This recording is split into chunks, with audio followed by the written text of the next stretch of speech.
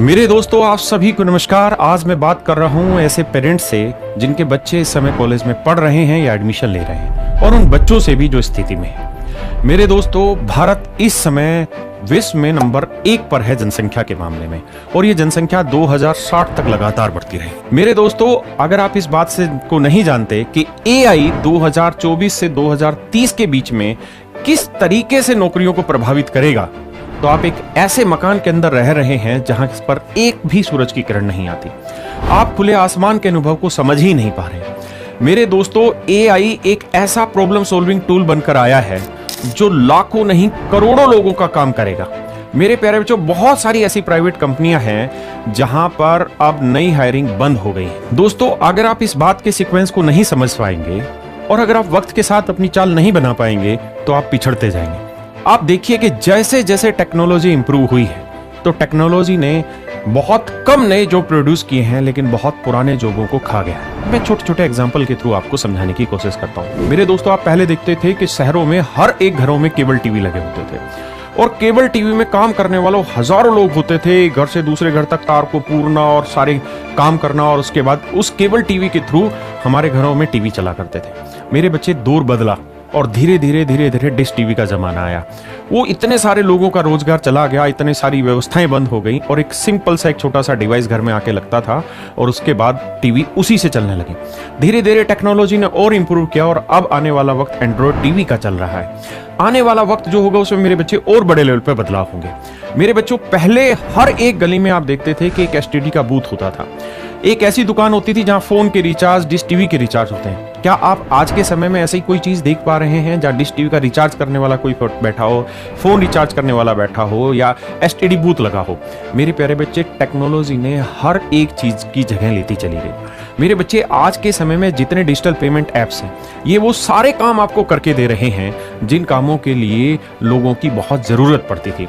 मेरे प्यारे बच्चों, बहुत सारे लोगों को शायद याद भी नहीं होगा कि कितने दिन हो गए बिजली का बिल भरने के लिए वो लाइन में गए और बिजली विभाग के ऑफिस गए। आज के समय में हर चीज ऑनलाइन हो रही है, और जैसे जैसे टेक्नोलॉजी इंप्रूव होती जाएगी तो वर्क फोर्स की जरूरत ही नहीं होगी। मेरे दोस्तों, 100 आदमी मिलकर जो काम करेंगे, उतना काम एक टेक्नोलॉजी मात्र 1 मिनट में कर देगी। जैसे एक एनिमेटेड वीडियो बनाने के लिए एक आर्टिस्ट को पूरा दिन का समय लगता था, मेरे प्यारे बच्चों, उससे लाख गुना अच्छी क्वालिटी की वीडियो मात्र 8 से 10 सेकंड में, उससे 1000 गुना कम खर्चे में आपकी तैयार होने लग रही है। आप देखेंगे कि पहले समय में जब फिल्में शूट होती थी, बॉलीवुड की फिल्में शूट होती थी, तो एक सीन को शूट करने के लिए, शाहरुख खान वाले इस सीन को शूट करने के लिए 3-3, 4-4 हेलीकॉप्टर हवा में उड़ के उस सीन को कैप्चर किया करते थे। अब मेरे प्यारे बच्चों, उस सीन को शूट करने के लिए मात्र 3000 रुपए का ड्रोन ही काफी है। मेरे दोस्तों, इस वीडियो को एंड तक देखना, क्योंकि मैं यहाँ आपको सिर्फ प्रॉब्लम की बात नहीं कर रहा हूँ, प्रॉब्लम के सोल्यूशन की भी बात करने जा रहा हूँ।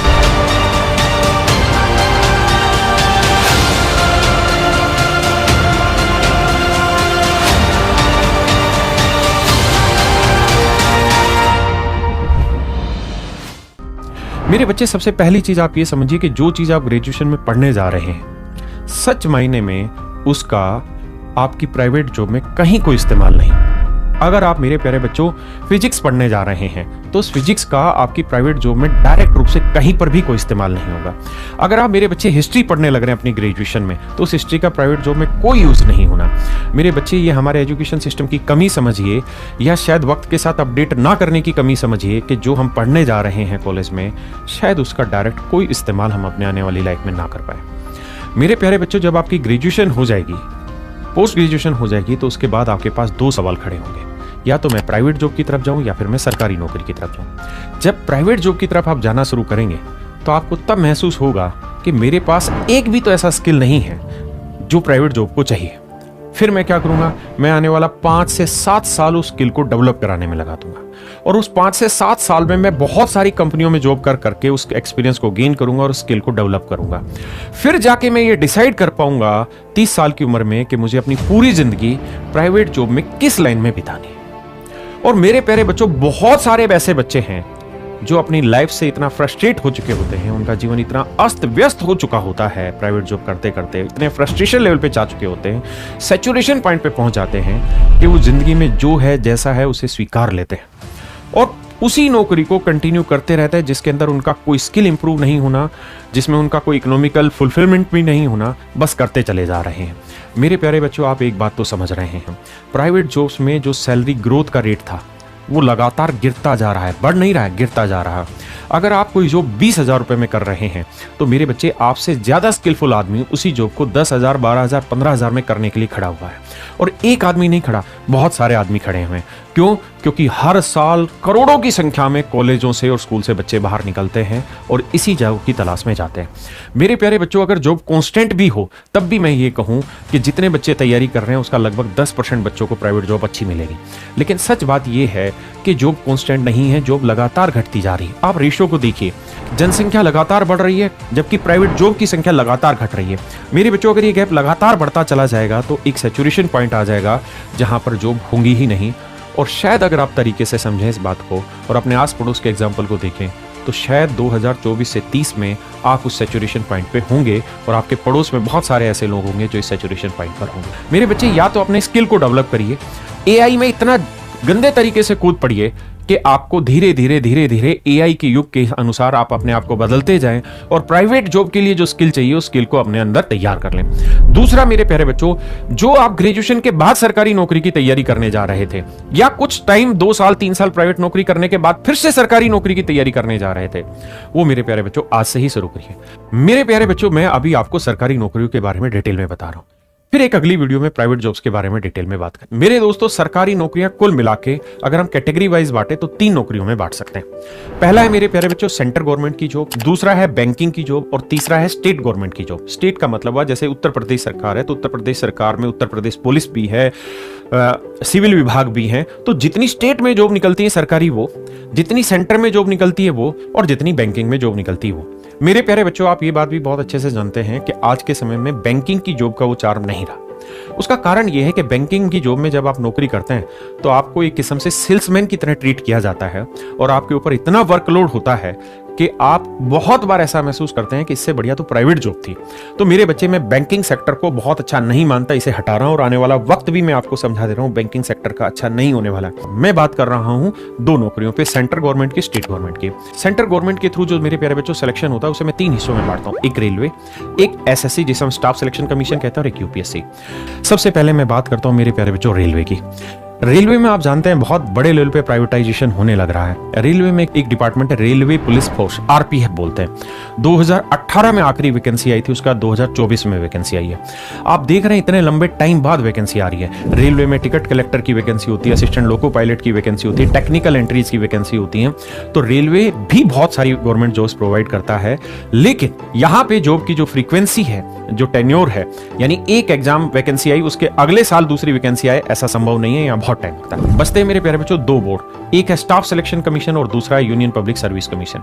मेरे प्यारे बच्चों, यूपीएससी जो वैकेंसी कंडक्ट कराता है वो ए ग्रेड जॉब्स की होती हैं और जहां पे बहुत टफ कंपटीशन होता है। मैं बात कर रहा हूं स्टाफ सिलेक्शन कमीशन जिसे हम एसएससी कहते हैं। मेरे प्यारे बच्चों, एसएससी एक ऐसा बोर्ड है जो इस समय भारत में सबसे विश्वसनीय बोर्ड में से एक है। इसका कोई एक सिंगल एग्जाम भी पिछले कई सालों से कोई लीक नहीं हो रहा। एग्जाम का रिजल्ट मात्र 8 से 9 महीने में पूरे सिलेक्शन प्रोसेस को कंप्लीट करा देते हैं। लगातार वैकेंसी आ रही है, कैलेंडर फिक्स है कि इस साल में इन महीनों में वैकेंसी आएंगी, इन महीनों में एग्जाम होगा और इस समय पे आपका फाइनल रिजल्ट आ जाएगा। मेरे प्यारे बच्चों, अगर हम एसएससी की बात करें तो एसएससी में सबसे लोअर लेवल पे जो वैकेंसी आती है उसे बोलते हैं मल्टीटास्किंग स्टाफ, एमटीएस। इसमें जो जॉब क्वालिफिकेशन चाहिए वो 10th क्लास चाहिए। उसके बाद आती है मेरे प्यारे बच्चों सीएचएसएल, जिसे हम बोलते हैं combined higher secondary level exam. इसमें मेरे बच्चों 12th पास चाहिए और इसमें जो सिलेक्शन होते हैं वो असिस्टेंट पोस्ट पे होते हैं, एलडीसी होते हैं, लोअर डिवीजन क्लर्क होते हैं। तीसरी जो वैकेंसी आती है मेरे बच्चे वो आती है सीपीओ, जिसके अंदर बहुत सारे जो सेंट्रल गवर्नमेंट फोर्सेज हैं उनके अंदर सब इंस्पेक्टर की पोस्टें फिल की जाती है, चाहे वो दिल्ली पुलिस हो, चाहे वो बीएसएफ हो, चाहे वो सीआरपीएफ हो, चाहे एसएसबी हो, चाहे वो आईटीबीपी हो, चाहे वो सीआईएसएफ हो जो मेट्रो की सिक्योरिटी करती है, आपको दिखाई देगी। और मेरे बच्चे चौथा पार्ट जो आता है वो आता है एसएससी सीजीएल, जो सबसे क्रीम पोस्ट है और जिसको हम मिनी आईएएस भी बोलते हैं, कंबाइंड ग्रेजुएशन लेवल एग्जाम। मेरे प्यारे बच्चों, चाहे आप एयरपोर्ट पे कस्टम इंस्पेक्टर को देखें, चाहे आपके घर पे जीएसटी की रेड मारने वाला जीएसटी इंस्पेक्टर देखें, चाहे इनकम टैक्स का नोटिस भेजने वाला इनकम टैक्स इंस्पेक्टर देखें, या किसी भी मिनिस्ट्री में मेनली काम करने वाला असिस्टेंट सेक्शन ऑफिसर देखें, या फिर विदेश मंत्रालय में बैठा हुआ, मिनिस्ट्री ऑफ एक्सटर्नल अफेयर में या भारतीय दूतावास में बैठा हुआ आदमी असिस्टेंट सेक्शन ऑफिसर को देख लीजिए। ये जितनी भी क्रीम पोस्टें हैं मेरे प्यारे बच्चों, ये सारी ही पोस्टें आपको मिलती हैं कहां से? एसएससी सीजीएल से। तीसरे बोर्ड की बात करते हैं मेरे प्यारे बच्चों, जिसे हम यूपीएससी कहते हैं। यूपीएससी के थ्रू बहुत सारे अलग अलग वैकेंसीज आती हैं। जैसे सबसे पहली वैकेंसी जो सबसे मेन है, जिसके लिए आप यूपीएससी को जानते हैं, सिविल सर्विस, जिसमें आईएएस सेलेक्ट होते हैं, आईपीएस सेलेक्ट होता है और अलाइड सर्विस में सिलेक्शन होता है। दूसरी मेरे प्यारे बच्चों, यहाँ पे असिस्टेंट कमांडेंट जो डिफेंस फोर्सेज में सिलेक्शन होता है वो यहाँ से जाते हैं। मेरे प्यारे बच्चों, एनडीए और सीडीएस 2 एग्जाम होता है, जिसमें आर्मी में, एयरफोर्स में और नेवी में यहीं से ऑफिसर सेलेक्ट होते हैं। मेरे प्यारे बच्चों, इन सारे ही एग्जाम में मोटा मोटा खाका खींचा जाए तो मैं बात कहूंगा कि इन सारी एग्जामों में 4 सब्जेक्ट पूछे जाते हैं: मैथ, इंग्लिश, रीजनिंग, जीएस। मेरे बच्चे, अगर हम एसएससी की बात करें तो सारे ही एग्जाम में, चाहे वो एमटीएस हो, चाहे सीएचएसएल हो या सीपीयू हो या सीजीएल हो, सभी में ये 4 सब्जेक्ट पूछे जाते हैं: मैथ, इंग्लिश, रीजनिंग, जीएस। मेरे प्यारे बच्चों, ये ऐसे सब्जेक्ट हैं जिनकी आपको रेलवे में भी जरूरत पड़नी है, जिनकी आपको एसएससी में भी जरूरत पड़नी है, जिनकी आपको यूपीएससी में भी जरूरत पड़नी है, और एक और स्तंभ जिसे हम स्टेट गवर्नमेंट जॉब कहते हैं, वहां पर भी इन चारों सब्जेक्ट की आपको जरूरत पड़नी है। मेरे प्यारे बच्चों, एसएससी का जो सिलेबस है वो डिफाइन है। मात्र 8 से 9 महीने लगातार आप तैयारी करते हैं, पूरा दिन देते हैं, तो 8 से 9 महीने की तैयारी में आपका आराम से सिलेक्शन हो जाएगा। मेरे प्यारे बच्चों, अगर आप यूपीएससी की सोच रहे हैं तो यूपीएससी एक ऐसा अंधा कुआं है जिसमें लाखों बच्चे जा चुके हैं, रीलों से, फिल्मों से, वेब सीरीज से मोटिवेट होकर यूपीएससी की तैयारी की तरफ बढ़ जाता है। लेकिन अगर आप एवरेज उम्र देखेंगे तैयारी की वहां पे, या एवरेज टेन्योर देखेंगे तैयारी का, तो मेरे बच्चे 6 से 7 साल एवरेज बच्चा वहां पे स्पेंड कर रहा है सिलेक्शन के लिए। 6 साल तक अपने आप को मोटिवेट रखना और लगातार तैयारी करते रहना, तब जाके यूपीएससी में सिलेक्शन होता है। मेरे प्यारे बच्चों, अगर हम यूपीएससी में सिलेक्शन का क्राइटेरिया देखें तो यूपीएससी में आप ये देखिए कि 150 से 200 आईएएस की पोस्टें होती हैं और लगभग 12 से 13 लाख के आसपास बच्चे फॉर्म भरते हैं। और एक और सबसे बड़ी समस्या है, यूपीएससी में हर साल 10 लाख नया बच्चा तैयारी करने आता है, लेकिन जो पुराना है वो जाता नहीं है। वो भीड़ लगातार बढ़ती रहती है और ये गुब्बारे के अंदर की जो हवा है लगातार बढ़ती रहती है। इसीलिए यूपीएससी का कंपटीशन सबसे टफ है। मेरे प्यारे बच्चों, यूपीएससी सबसे बेहतरीन पोस्टों में से एक पोस्ट है सिविल सर्विस, इसमें कोई दो राय नहीं। लेकिन हमें यह भी समझना होगा कि अगर एक बच्चा अपने जीवन के 6 से 7 साल जब यूपीएससी में खपा देगा, तो शायद उसके बाद जब वो सामान्य जीवन जीने लगेगा तो उसके पास रोजगार के कोई अवसर नहीं होंगे। उसने इस 6 से 7 साल की तैयारी में ऐसा कोई भी तजुर्बा हासिल नहीं किया जिसके आधार पर उसे कोई प्राइवेट जॉब मिले। मेरे प्यारे बच्चों, और अक्सर ये देखा गया है कि यूपीएससी में या तो बच्चे कामयाब होते हैं या फिर कुछ भी नहीं होते। लेकिन मेरे प्यारे बच्चों, अगर आप एसएससी जैसे एग्जाम की तैयारी कर रहे हैं तो यहां तैयारी की एवरेज जो टाइम है वो 8 महीने से 12 महीने का समय है।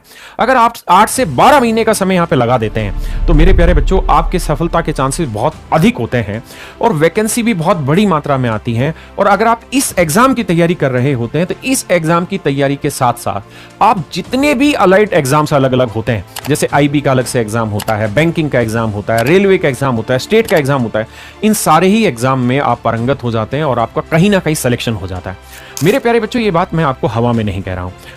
हजारों नहीं लाखों बच्चे ऐसे हैं जिनको मैंने पढ़ाया और जिनका सिलेक्शन हुआ। मेरे प्यारे बच्चों, मैं एक टीचर हूं और कैरियर ऐप पर मैं मैथ की क्लासेस लेता हूं। 2012 से मैं कंपटीशन के एग्जाम की तैयारी करा रहा हूं और मैं खुद भी एक्साइज इंस्पेक्टर भारत सरकार में सेलेक्ट हुआ हूं, जिसे हम जीएसटी इंस्पेक्टर के नाम से जानते हैं। मेरे प्यारे बच्चों, मैं आपको ये जो बात कह रहा हूं कि 8 से 12 महीने में आपकी तैयारी बहुत चरम सीमा पे होगी और आपका सिलेक्शन किसी न किसी सरकारी नौकरी में होगा। और ये वो एक स्टैंड होगा जहां पर आप खड़े होकर यूपीएससी का सपना देख सकते हैं और यूपीएससी की तैयारी कर सकते हैं। आप यूपीएससी में 2 साल, 3 साल, 4 साल खपा सकते हैं। क्यों? क्योंकि आपके पास एक सरकारी नौकरी पहले से है जो आपको कभी डिप्रेस नहीं होने देगी, कभी गिरने नहीं देगी। और आप उसे एक अंधे कुएं में नहीं गिरेंगे जहां बच्चा या तो कामयाब है या कुछ नहीं है। आप कुछ ना कुछ जरूर होंगे। और मेरे प्यारे बच्चों, ये बात मैं अपने अनुभव से कहने लग रहा हूं। लेकिन मैं आप कॉलेज वाले बच्चों से ये बात इसलिए कह रहा हूं कि आप 8-9 महीने लगातार मत दीजिए इस लाइन को। आप अपनी कॉलेज की जो पढ़ाई कर रहे हो करते रहिए। लेकिन इन पेरेंट्स से मेरी सबसे रिक्वेस्ट है, आप अपने बच्चे को एक चीज कहिए कि रोज की रोज आपको 2 घंटे कंपटीशन की तैयारी को देना ही देना है। मेरे आदरणीय अभिभावकों, मैं आपसे एक बात कहता हूं, आप देसी भाषा को समझिए। अगर आज के समय में कोई भी बच्चा असिस्टेंट सेक्शन ऑफिसर की पोस्ट पे सीजीएल के थ्रू सेलेक्ट होता है, या जीएसटी इंस्पेक्टर सेलेक्ट होता है, या इनकम टैक्स इंस्पेक्टर सेलेक्ट होता है, या किसी भी इंस्पेक्टर पोस्ट पे सेलेक्ट होता है, तो उसकी जो आधारभूत तनख्वाह है, जो पहले दिन जो उसको तनख्वाह मिलनी है, वो लगभग 75-80 हजार रुपए आज के समय में पहली तनख्वाह है। यहां पर मेरे प्यारे बच्चों, मैं आपको कुछ चीजें रिकमेंड करना चाहता हूं। मेरे बच्चों, मैं आपसे कहूंगा कि जो 4 सब्जेक्ट हैं, मैथ, इंग्लिश, रीजनिंग, जीएस, ये 4 ऐसे सब्जेक्ट है जो हर कॉम्पिटिटिव एग्जाम में पूछे जाने। चाहे आप सिविल सर्विस की तैयारी कर रहे हो, या आप क्लर्क की तैयारी कर रहे हो, या चपरासी की तैयारी कर रहे हो, या फिर सिपाही की तैयारी कर रहे हो, या इंस्पेक्टर की तैयारी कर रहे हो। मेरे प्यारे बच्चों, मैं आपको एक सलाह और देना चाहूंगा। आप गवर्नमेंट जॉब की तैयारी किसी भी रूप में ऑफलाइन क्लासेस में मत जाइए। देखिए, आपने अभी एक रिसेंट में घटना सुनी होगी राजेंद्र नगर में, जहां 3 बच्चे पानी भरने के कारण अपने जीवन से हाथ धो बैठे। मेरे प्यारे बच्चों, ऐसी घटना केवल यही नहीं है, लगातार हर 2 महीने में आपको एक घटना मिलेगी। और कितने ऐसे बच्चे हैं जो अपने आप में अपने शरीर का और अपने भविष्य का नुकसान करते थे। मेरे दोस्तों, वक्त है ऑनलाइन क्लासेस को अपनाने का। बेहतरीन फैकल्टी, बेहतरीन फीस। मेरे बच्चे ऑफलाइन की टेस्टिंग की जो फीस होती है वो 2.5-2 लाख रुपए फीस होती है। एसएससी जैसे एग्जाम की भी 50-60 हजार रुपए ऑफलाइन में फीस लेते हैं, जबकि ऑनलाइन में यही फीस मात्र 2,000 रुपए है, 1,900 रुपए है, 1,500 रुपए है, 1,200 रुपए है, 900 रुपए है, 500 रुपए है। मेरे प्यारे बच्चों, सस्ती फीस, बेहतरीन फैकल्टी, पढ़ाने का तरीका कितना बेहतरीन, चीजें प्रोवाइड करने का कितना बेहतरीन तरीका। मेरे दोस्त, आप ऑफलाइन क्लास में पढ़ रहे हैं, आपको कोई क्लास समझ नहीं आई, टीचर ने ऑफलाइन में पढ़ाया, आप घर चले गए, भूल गए, बात खत्म। फिर कैसे उसको रिकैप करेंगे? लेकिन ऑनलाइन क्लास में क्या होता है कि जो टीचर पढ़ा रहा होता है वो वीडियो आपके पास अगले 2 साल तक सेव रहती है। आप उस वीडियो को अनगिनत बार देख सकते हैं, अपने अकॉर्डिंग उसकी स्पीड डिसाइड कर सकते हैं कि आप उसको 2x स्पीड से देखेंगे, 3x स्पीड से देखेंगे।